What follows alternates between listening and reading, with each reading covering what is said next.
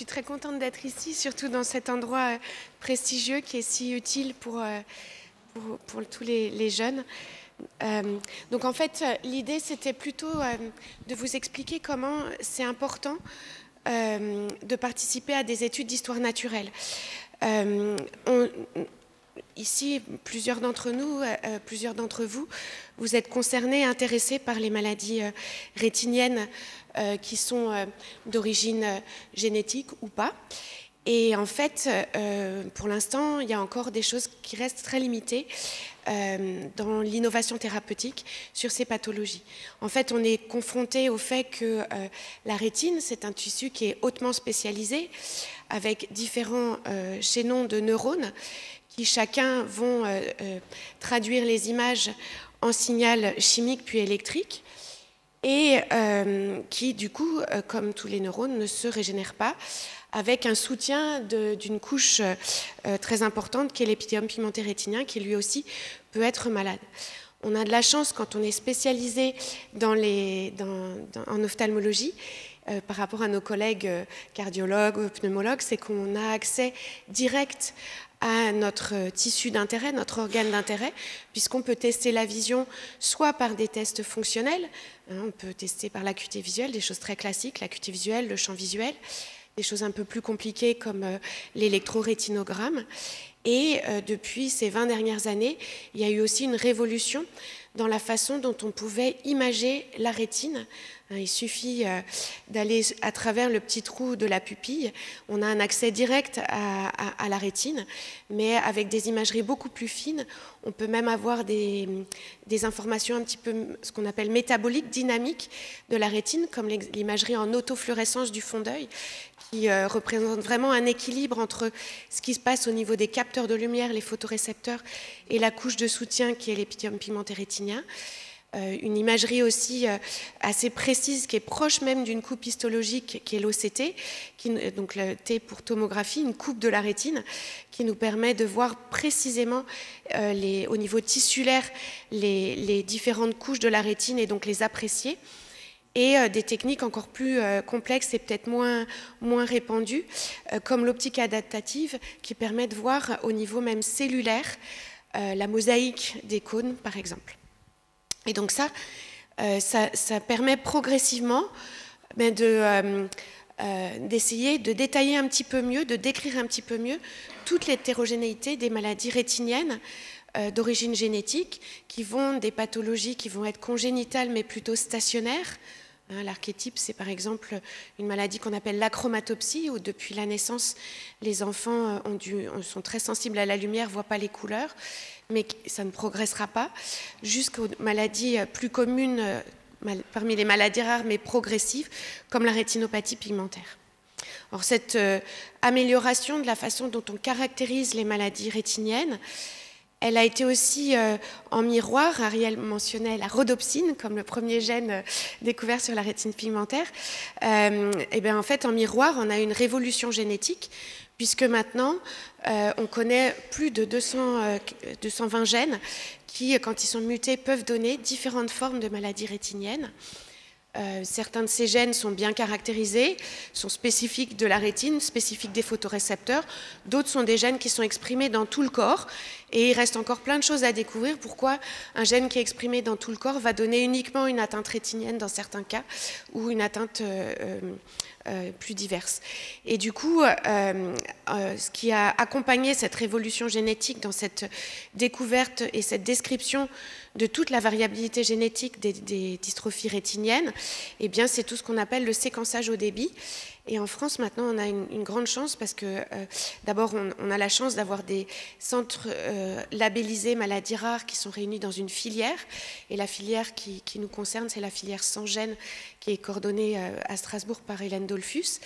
Et puis, à côté de ça, il y a des plans maladies rares qui financent notamment du séquençage du génome maintenant, et on a accès à des analyses de génome en première intention qui nous permettent d'appréhender toute la complexité de la génétique pour mieux comprendre, mais aussi parce qu'il faut soutenir l'innovation thérapeutique, pouvoir caractériser plus rapidement les défauts génétiques et proposer éventuellement des protocoles aux patients.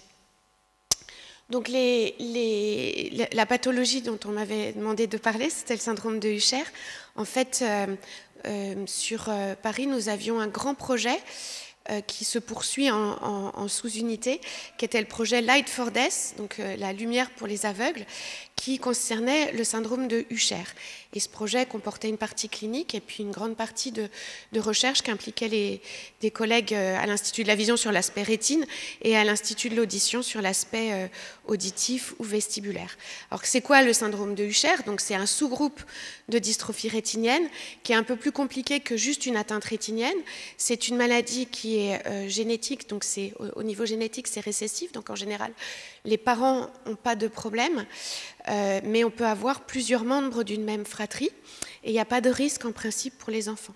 C'est quelque chose d'assez rare, 1 sur 20 000, mais par contre si on considère la population qui a le double handicap, surdité et cécité ou malvoyance, eh bien ça représente quand même 50% des patients et ça pose le problème non seulement du handicap visuel mais du handicap auditif et pour certains sous-groupes de l'équilibre.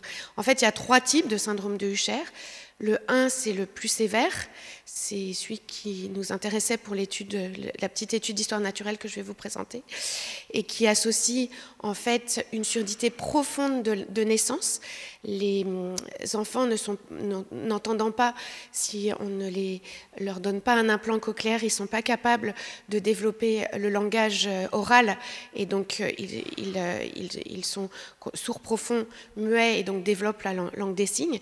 Et par ailleurs, ils ont des troubles de l'équilibre, ce qui va se manifester par un retard à la marche et des difficultés de locomotion. Et ensuite, ils vont développer une rétinopathie pigmentaire qui peut commencer dès la petite enfance. Ça, c'est le type 1. Le type 2, la surdité est congénitale, mais elle est moyenne, c'est-à-dire qu'elle va être compatible avec le développement du langage. Elle peut parfois, même si elle n'est pas dépistée, maintenant il y a des dépistages systématiques, mais dépistée, elle peut passer inaperçue, avec une rétinite pigmentaire qui va commencer plus tardivement. Et enfin le 3, qui est hyper rare, c'est un peu un mixte avec une surdité qui n'est pas congénitale mais progressive et qui peut aller jusqu'à une très grande profondeur nécessitant une implantation cochléaire, des troubles de l'équilibre qui sont présents, puis une rétine pigmentaire qui est variable. Alors, il y a donc type 1, 2 et 3, il y a beaucoup de gènes qui peuvent être impliqués dans ces 3 types, qui sont assez spécifiques par groupe. Il y a à peu près plus de 12 gènes, mais par contre, dans chaque groupe, il y a un gène qui est plus fréquemment muté. Et notamment pour le type 1, c'est le gène myo7A qui est le plus fréquemment en cause dans ces pathologies. Alors, le groupe de Christine Petit avait été très instrumental. Christine Petit, c'est une chercheuse sur la partie audition et qui a trouvé beaucoup de gènes à l'origine du syndrome de Usher. Et son groupe a été très instrumental pour comprendre qu'est-ce qui se passait au niveau de la rétine et des photorécepteurs dans le cadre de ce syndrome de Usher. Parce qu'on s'était rendu compte, quand on veut développer des thérapies, on va utiliser des modèles animaux notamment. Et en fait, il s'était rendu compte que les souris ne développaient pas de rétinite pigmentaire quand on les invalidait sur les gènes importants pour le Usher. Et en fait, on s'est rendu compte que chez les humains, il y a une structure très particulière au niveau des photorécepteurs qui s'appelle les processus calicéaux, qui permettent probablement de maintenir bien une des structures très importantes pour la vision, qui est l'article externe du photorécepteur, qui va capter la lumière. Et donc ces processus calicéaux existent chez les humains, chez les primates, n'existe pas chez la souris. Et c'est ça qui fait que quand ce syndrome de Usher, il y a des mutations sur ces gènes, les protéines impliquées dans la maintenance de ce processus calicéal ne fonctionnent pas. Et du coup, c'est ça qui entraîne la dégénérescence rétinienne. Voilà. Alors pour ce syndrome de Usher, pour l'instant, il n'y a pas de traitement curatif. Donc on va conseiller aux patients d'avoir une vie saine, équilibrée, bien se protéger du soleil, ne pas fumer, etc. Il y a un accompagnement qui doit être encore plus, on va dire, multidisciplinaire, puisque ce sont des patients qui vont avoir non seulement le problème du handicap auditif et pour le type 1 de l'équilibre, qui se rajoutent aux problèmes, visuels. Et donc, il y a vraiment un réel enjeu pour la recherche, notamment par rapport aux problèmes visuels, avec toute la complexité de la rétine, toute la complexité génétique, etc. Or, dans les axes de développement de la recherche, il y a plusieurs choses qui vont dépendre du stade de développement de la maladie. Si on est au début de la maladie, on peut se dire que on a encore, en fait, la maladie va commencer par des troubles de vision nocturne parce que c'est les bâtonnets qui ne fonctionnent pas bien. Et on peut se dire qu'ici, on a encore suffisamment de photorécepteurs au stade moyen de la maladie, on va dire, et donc par exemple des stratégies qui permettraient de corriger le défaut génétique dans les photorécepteurs qui sont encore présents, ou des stratégies qui permettraient de protéger les photorécepteurs pour les empêcher de dégénérer comme des facteurs de survie, eh bien ça pourrait s'appliquer. Par contre, quand la maladie progresse et que les photorécepteurs disparaissent, eh bien ces stratégies de thérapie génique, de neuroprotection des photorécepteurs, ça n'a plus de sens, et donc il faut dessiner d'autres stratégies qui vont avoir comme but, par exemple, de la restauration visuelle. Ariel a parlé notamment de l'optogénétique. Et donc, donc il y a d'une part tous les développements thérapeutiques en laboratoire, etc. Mais d'autre part, le jour où des essais sont montés, eh bien, il faut déterminer si tel ou tel patient sera un bon candidat, on espère qu'il y aura un certain rationnel, un certain bénéfice à lui proposer tel ou tel protocole. Et donc c'est très important de pouvoir déterminer quel est le stade de la maladie, quelle est l'évolution de la maladie. Est-ce qu'il y a encore des photorécepteurs qui potentiellement pourraient bénéficier d'une thérapie génique, ou au contraire, il n'y a plus de photorécepteurs, mais la rétine interne est protégée et bien constituée, dans quel cas, éventuellement, l'optogénétique pourrait être une alternative en tant que protocole de recherche pour l'instant. Voilà. Donc ça, c'est une partie très importante. Et l'autre partie, c'est que quand on développe des essais thérapeutiques, eh bien, on veut avoir des critères d'évaluation que cet essai thérapeutique va fonctionner. Et du coup, ces critères d'évaluation, ils doivent être significatifs, ils doivent être cohérents avec la maladie, comment la maladie progresse, etc. Et donc, les études d'histoire naturelle, qu'est-ce que ça va être? Ça va être des études où on va regarder précisément, un peu plus que ce que l'on fait par le simple suivi ophtalmologique, où on va regarder des marqueurs précis. Donc on fera de l'acuité visuelle, mais on va aller peut-être un peu plus finement. On va regarder la vision des contrastes, la vision colorée la vision des contrastes colorés, pour apprécier un peu plus précisément la fonction des cônes. On va faire du champ visuel, mais on va peut-être faire aussi des champs visuels un petit peu plus précis, comme la micropérimétrie, pour approcher beaucoup plus spatialement comment la rétine perçoit des petits points de sensibilité. Et puis, on va utiliser des techniques d'imagerie un peu plus précises. Et dans ces études d'histoire naturelle, donc les patients sont suivis un petit peu plus précocement. Et l'objectif, donc, c'est de déterminer un peu, premièrement, comment la pathologie évolue, et aussi quelles sont, dans les batteries de tests, parfois les études d'histoire naturelle, il y a beaucoup d'examens, quels vont être les tests qui finalement sont les plus pertinents, déjà les plus faciles à faire par les patients, parce que quand on fait une batterie de tests à la fin de la journée, le dernier test, il n'est plus du tout significatif parce que le patient est fatigué. Et deuxièmement, si on veut un test pertinent pour les essais thérapeutiques, il faut que ce soit aussi un test qui, au cours du temps, va se modifier. Et comme ça, si on sait que ce test-là est censé se modifier, quand on fait une étude interventionnelle, ce test ne se modifie plus, et bien là, on a un marqueur que, éventuellement, l'intervention qu'on a faite a fait du sens. Donc voilà, donc c'était un petit peu le contexte, et c'était le prétexte de vous présenter une des petites études qu'on avait faites sur le syndrome de Usher de type 1B, qui est donc lié à des mutations sur le gène MOVIO7A. Donc, comme je l'ai dit, c'est une des formes les plus sévères de syndrome de Usher, avec une surdité profonde qui est une indication à l'implantation cochléaire pour que les patients puissent s'exprimer à l'oral, et puis des troubles de l'équilibre et surtout une rétinopathie pigmentaire qui nous intéressait. Donc l'objectif de l'étude, c'était de regarder un petit peu sur des paramètres de la fonction visuelle. Et on avait pris, là c'était une étude rétrospective, donc c'était des paramètres assez classiques d'acuité visuelle, de champ visuel, et sur des paramètres structuraux, comme l'imagerie de la rétine, l'imagerie en autofluorescence du fond d'œil et l'OCT, et voir un petit peu par rapport à l'âge comment ces paramètres se constituaient et quelles étaient en fait les corrélations, notamment avec l'âge, sur la conservation de l'acuité visuelle, etc.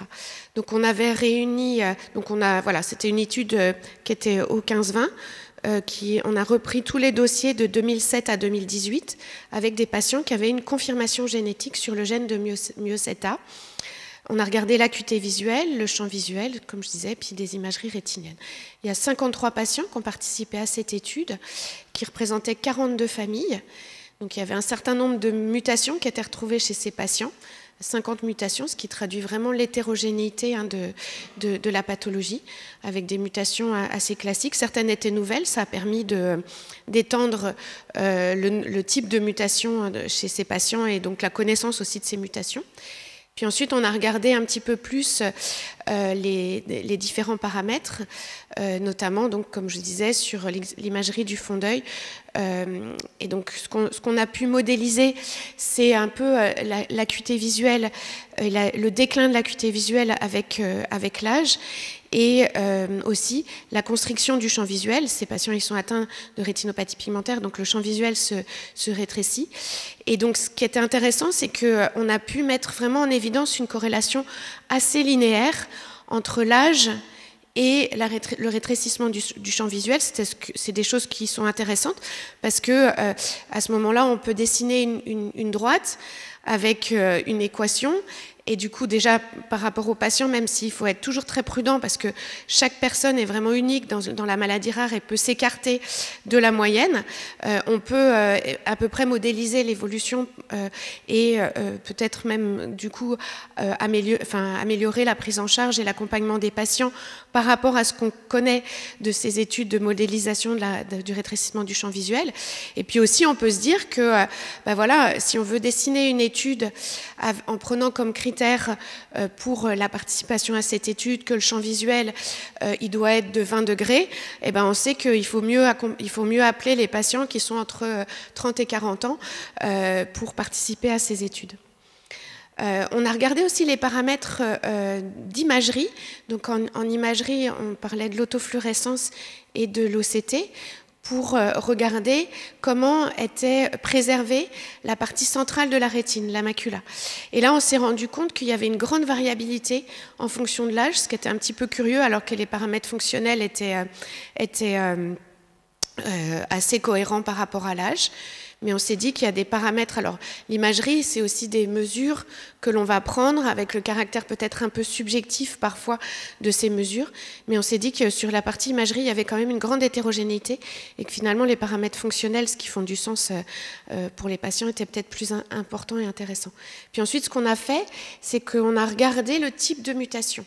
On peut avoir des mutations qui vont juste changer un petit résidu de la protéine et peut-être impacter un peu, mais pas beaucoup, sur la fonction de la protéine. C'est les mutations faux sens. Et puis, il y a d'autres mutations qui vont tronquer la protéine. La protéine va être soit pas du tout produite, soit produite de façon plus courte. Et on se posait la question de se dire si les patients qui portent des mutations tronquantes, donc plus courtes, avaient des formes plus sévères que ceux qui avaient juste des mutations non-sens. Alors, quand il y avait vraiment ceux qui avaient des petites mutations sur les deux copies, parce que c'est récessif, il faut que les deux copies du gène soient mutées, avaient effectivement des formes légèrement moins sévères, mais statistiquement, la cohorte était trop petite pour le dire. Par contre, on n'a pas trouvé énormément de corrélation entre ceux qui portaient une mutation tronquante ou pas. Donc ça, pour la corrélation par rapport au type de mutation, il faudra probablement étendre la cohorte, et notamment en regardant les protéines, elles ont des domaines très particuliers, dont certains sont importants pour la fonction de la protéine, et on n'a pas permis de voir si ces domaines, l'impact des mutations sur ces domaines entraînait une sévérité plus importante de la maladie. Voilà, donc c'est une étude qui continue maintenant sur une étude plus longitudinale, avec une cohorte plus importante. Et donc on espère que ça va donner des résultats qui nous permettront de mieux dessiner les essais thérapeutiques, mais aussi de mieux accompagner les patients. Voilà, c'était un petit peu tout ce que je voulais vous dire aujourd'hui. Merci.